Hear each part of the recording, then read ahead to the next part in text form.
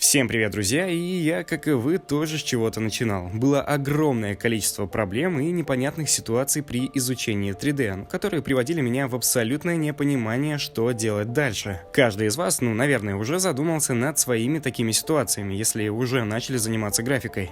Эти мысли скорее для новичков, но родителям тоже, думаю, было бы интересно. Речь в этом видео пойдет про непонимание близких, каскад вопросов, которые сводят с ума в начале развития в 3D, и мой личный опыт с этим. Еще в 14 лет я узнал про такую программу, как 3ds Max. Живя в деревне, такие события случаются нечасто, и если у кого-то появляется диск с игрой или какой-то интересной приложухой, то это значит, что и у всего поселка скоро тоже появится. Один парень привез диск с 3ds Max и сказал, что явно намерен изучать сие ремесло, но по итогу он стал музыкантом, а я, как видите, вещаю на эту тему. Только проблема в том, что, увидев изначальный интерфейс, без бутылки его было бы очень сложно разобрать. Мамка бы не разрешила, но, следовательно, я закрыл программу примерно на пару лет. Точно такими же манипуляциями я познакомился с Cinema 4D. Точно так же из рук в руки. Этот вклад я запомнил на всю жизнь. Как совершенно дружелюбный интерфейс протягивает руку к пониманию того, что это может быть гораздо проще и интереснее, чем кажется. В том возрасте я начал понимать, что передо мной инструмент, который может воплотить весь тот бред в моей голове на картинку, которую смогут увидеть люди. При этом здесь не надо будет рисовать от руки. Наверное, можно подумать историю о том, как я классно начал моделировать и учиться программе. Речь о близких. Когда я только-только понял, что все мои идеи могут быть воплощены, я встретился с такой закоренелой бедой, как совершенная невосприимчивость близких к новым технологиям, еще сидя на жопе, с какими-то картинками, кнопками и так далее. Я говорю об этом, чтобы вы понимали, что то, что с вами происходит сейчас, это нормально и даже делает сильнее. При всей моей простоте подачи в материале это большая работа, просто охереть какая работа. Огромное количество ошибок, совершенно новый материал, бесконечное количество тем, разделов, функций в программах, подфункций, изменений, обновлений, исправлений и так далее. Все это приходится пережевывать каждый день, потому что здесь нельзя просто сидеть. Для консервативного человека это донести можно только если посадить его за наше ремесло хотя бы на 3-4 дня. Но это невозможно, потому что это хрень. Сидишь целыми сутками за компьютером, погулять сходи, горбатый будешь ходить. Иди свежим воздухом. Деньги сначала принесешь, потом занялся бы полезным делом. И что-то такого? Да я в этом ничего не соображаю. Да, через это прошло большинство. И знайте точно, что никому не будет дела до ваших там картиночек даже после того, как вы будете зарабатывать большие деньги или станете популярным. Или хотя бы немножко популярным. То, чем мы занимаемся, это будущее, то, что еще не наступило для ваших предков. Для них это неинтересно, потому что это нельзя потрогать, это абсолютно неочевидно, слишком просто на первый взгляд. Проще херачить на кран и тягать рычаги, потому что это гораздо очевиднее. Только вот не забывайте, что такие люди тоже нужны, и нельзя их винить в том, что когда вы подходите со своим безумным творением к ним, то не получаете безумной реакции. Если вы ощущаете это сейчас, примите это. Делайте это, потому что это кайфово. Это нужно для других людей, кто фанатеет от этого, кто этим занимается и будет в восторге от того, что вы делаете. Эта проблема, как я уже понял, преследует ребят даже в возрасте 27 лет. Да я и сам еле как отделался от этого достаточно давно. Самое страшное во всем этом — выбирать. Либо любимое дело под гнетом, либо образование и улыбка на лице близких.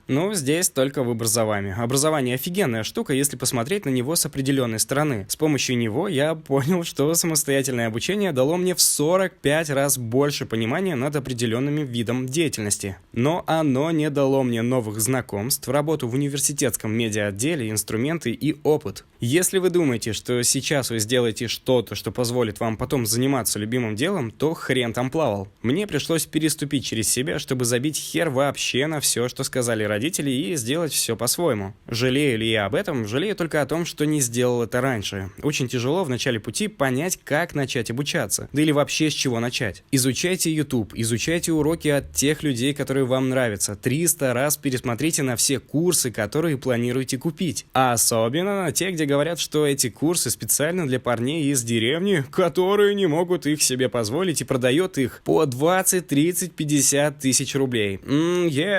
Деревенские парни оценят. Сейчас огромное количество информации, пользуйтесь ею. Я вышел из такой дыры, в которой этой информации нет до сих пор. Если ее туда не привести на флешке. Есть огромное количество специалистов, которые готовы вам помочь в чатах, на форумах и так далее. Идите в студию работать бесплатно, если нужно. Покажите, что вы можете, что без без вас уже не справится, просите, чтобы вас научили. Приличное количество школьников писали мне и просили какую-нибудь скидку на курсы. Ну, кажется, на тот момент я понял, кому эти курсы заходят лучше всего с той подачей. Я отправлял их бесплатно. Второе, с чем вы уже, наверное, столкнулись, это полный пиздец. На вид программа дружелюбная, а потом понимаешь, что рендер, оказывается, надо ждать по несколько минут на всего один кадр. На одну картинку может уйти месяц, есть 20 процессов, чтобы создать только одного персонажа. Нужна еще какая-то композиция, цвета, стиль, и тут уже возможности, казалось бы, уходят на второй план. Я это помню как сейчас. Это было действительно пугающе. Каждый раз, когда находишь новую фишку или направление в 3D-сфере, потом оказывается, что это была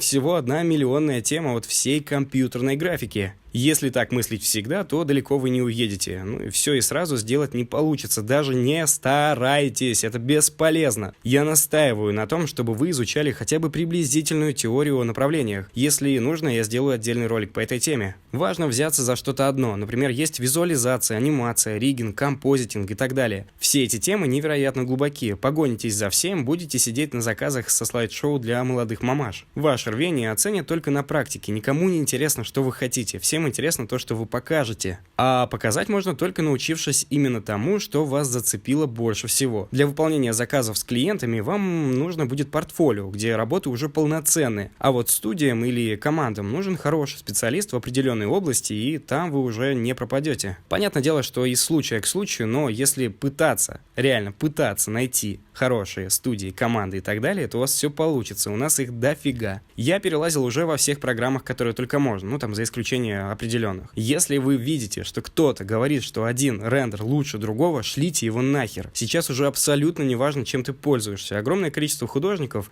делает что-то невероятного уровня на том софте, который ты вчера обосрал. Физически корректный рендер, процедурные подходы — это все такая мелочь по сравнению с работами тех людей, которые об этом говорят. Залетаешь к человеку на страницу, там либо подсвечник с курватурой, либо всратый робот с херовым светом. Какие нахуй физические корректные материалы? Ты даже элементарно не имеешь работ в портфолио. О чем ты, человек? Мне абсолютно все равно на то, что это происходит. Мне не все равно на новичков, которые это читают. Отсюда появляется мнимость и рассинхронизация с реальностью. Всем насрать, где ты это сделал. Люди после кино спрашивают, как тебе фильм, а не в какой программе ты это собрал. Поэтому проблема с близкими и начальный этап в развитии относительно всех художников — это не проблема. Это решение, которое вы должны пройти, чтобы вы были настолько мощные личности, которые потом забирают в американские студии. Чтобы сделать полноценный, детализированный, проработанный и реалистичный шот, может уйти месяц. Да, так и есть. Эти цифры пугают только в самом начале. Я вот человек, который любит быстро получать определенные результаты, и для меня это было вызовом. Сделать так, чтобы занимало малое количество времени и с крутым фидбэком. Но после все это превратилось в обыденность, потому что я стал знать инструменты, процессы и что вообще хочу делать. Этот путь долгий, и единственное решение прийти к мастерству — это херачить как лошадь. Для многих это покажется слабостью, и мол, нахер ты кому-то рассказываешь, не додумался, его вина. Но я понимаю, о чем говорю, потому что это моя история.